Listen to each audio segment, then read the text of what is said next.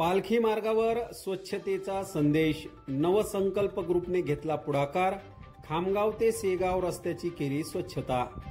संत गजानन महाराज यांची पालखी खामगाववरून शेगावकडे परतत असताना पालखी मार्गावर नवसंकल्प ग्रुपच्या संयोजकांनी खामगाव ते शेगाव रोडवर स्वच्छता अभियान राबवले. सकाळी 6 वाजेपासून सुरू झालेल्या या अभियानात सायंकाळपर्यंत रस्त्यावरील कचरा, प्लास्टिक आणि इतर घाण साफ करण्यात आली. शेगावच्या गजानन महाराजांची पालखी काल शेगावच्या मंदिरात विसावली.